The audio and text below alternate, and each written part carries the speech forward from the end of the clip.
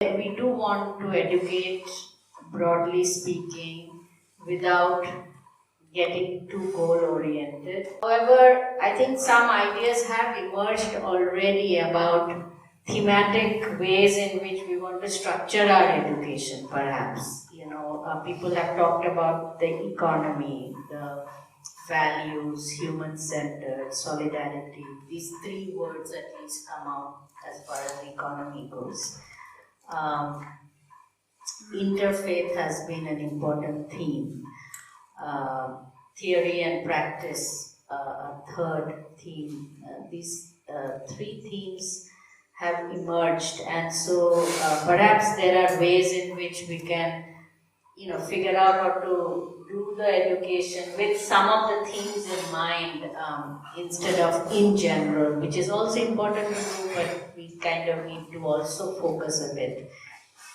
I think what Siddhartha's group brought up, which is the victimhood, the victimhood professed and then manipulated by political forces in a way that is extremely hurtful to our region, needs to be figured out. I think it's something that is brought up very often by Siddhartha, and pretty much every time he speaks, he brings it up. And there is a resonance there somewhere that I find also. I feel we do need to, I would like us to discuss that a little bit and not dance around it, like we agree, we don't agree, we think it's important, how to do it. Is that the right question to ask? So I feel like we need some discussion on that. And another thing that was brought up was like a regional yatra idea, which is basically how to link the different diverse regions of India. I mean, as we break up into groups and work, can we have some kind of a linkage also discussed? I feel it's a replication of the problems of the communist movement. And let me say very clearly, you're over-representing the representative, like exactly the communist movement did about the working class. Working class is not organized, working class is disorganized, working class is, yet the communist parties everywhere assume they have the prerogative to represent them. I feel a bit of edge of that you feel that you have the right to represent the indigenous people. And I am saying this with a lot of cautiousness about it. Partly because we are taking up a project, or we are taking up a discourse is perfectly okay. I enjoy and I am here, and I think we'll keep on, and we should, because all discourse will require resources and everything. But what is the concrete? And this is where I am an organizer. So I want to know what is the concrete organizing framework that you have. Let me look at the capacity that has come up from this group in these 4 charts. And I'm trying to look at it. The first, essentially what we are saying, and this is what is very important, that if you want to hold what we are talking about, it has to be held in a certain economic framework. It cannot be dispersed. That's exactly what was the problem. The old Gandhian model was that it couldn't even have a unit of solidarity economics. The only one tested and was in Vedchi Ashram, was in Vedchi Taluka, it collapsed. Ghanshyam Bhai wrote his first thesis on how that thing collapsed and what were the ingredients for why that collapse happened. So let's go back to some of the problematic that actually exists.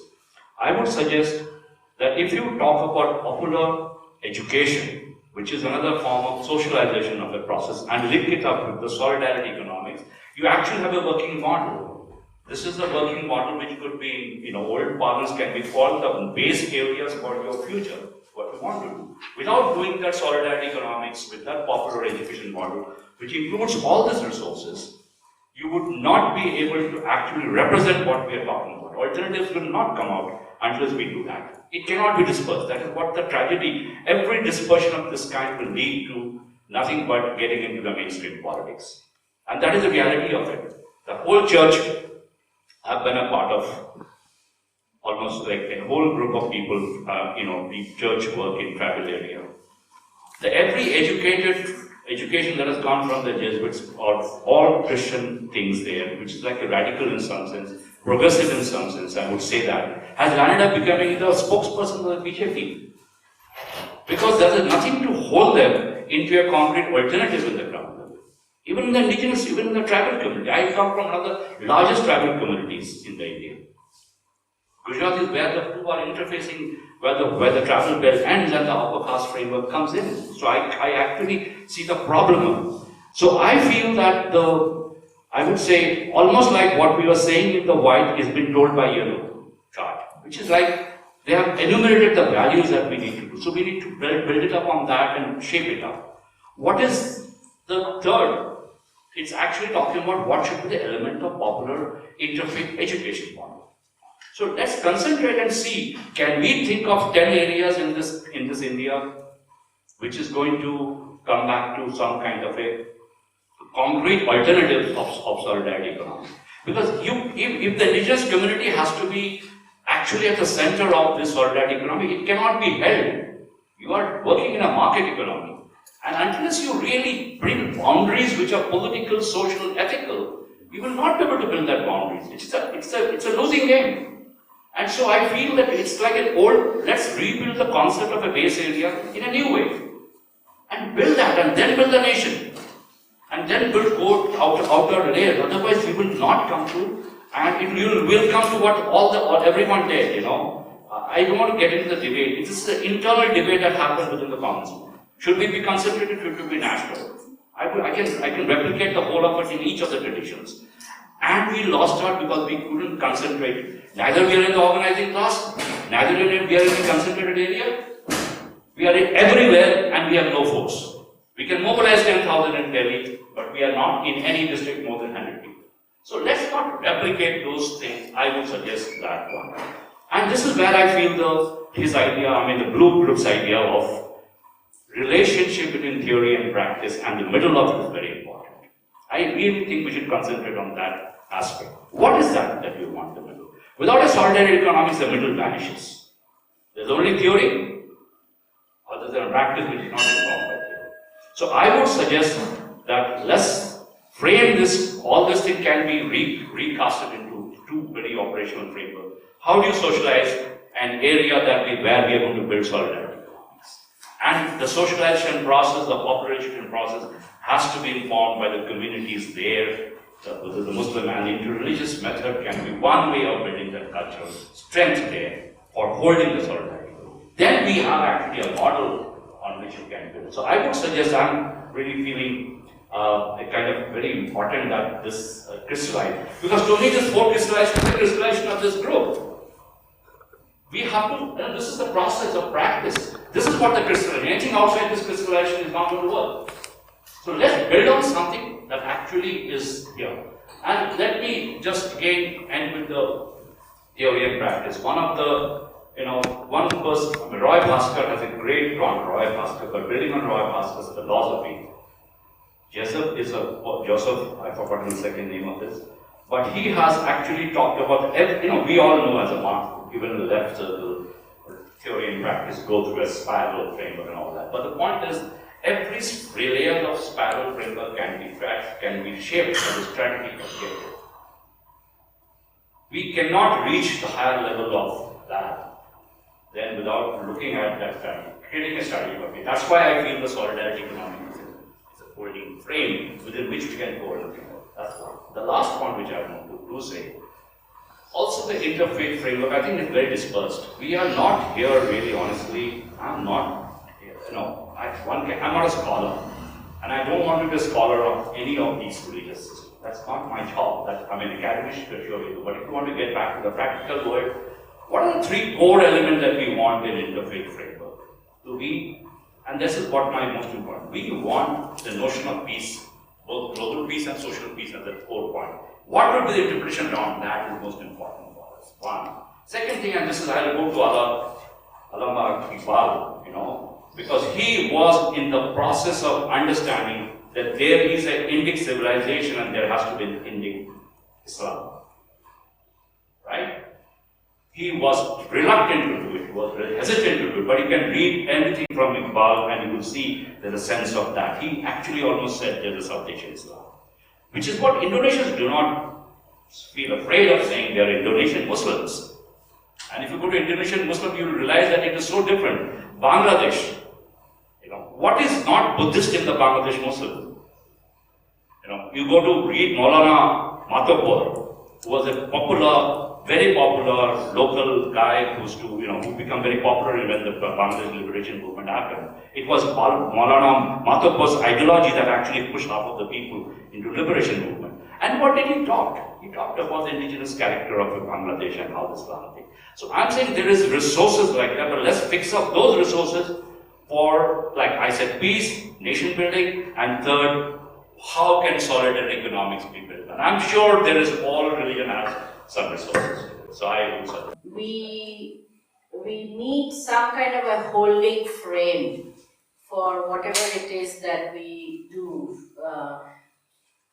Otherwise, there is a danger of dispersion and also losing direction and then leading to other dangers that other movements have faced, and we don't want to replicate since we have learned from other movements.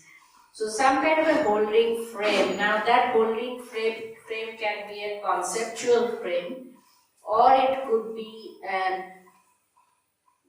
I hate to call it structure because we are not, we are all, there is a suspicion about structure, but it could be a structural frame or a conceptual frame, So he offered solidarity economy as a conceptual holding frame.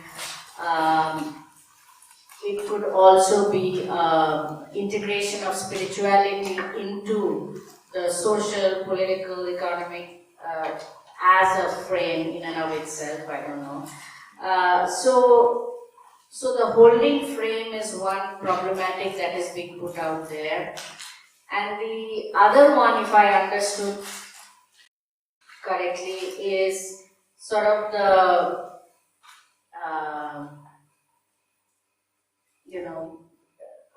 some kind of a geographical sense, base areas, regional, national, some kind of a mapping in our head. Religion of yesterday is the algorithm of tomorrow. Going by that logic, this whole issue of the IT systems that are going to carry this, whatever we have, the alternatives and things like that. One is the issue of scale. I spoke about it before also. That, it seemed to me that we tend to do this, we are often as change agents, and we have been for a while in our lives, tend to look at the big scale almost immediately. And whenever we think about solutions, we are thinking about scalable solutions, and we think about movements, which is of big scale. I just want to put it out there, just an observation. And the second point is that, to me, it feels like what we are talking about is a subtle reorientation and positioning, rather than an overt movement. And this is my own personal take on it, but it is something that is, you could be in the place that you are, but the positioning that you are is changing. The way that you see the world is changing. And that nature of that work is slightly different to movement making. This is again a very personal take on this. Just these 2 points. Because there I can see, even in one family, in the Adivasi family, the parents may be, in the Adivasi hold, the daughter will be in a town, and then the grandson will be in an IT institute.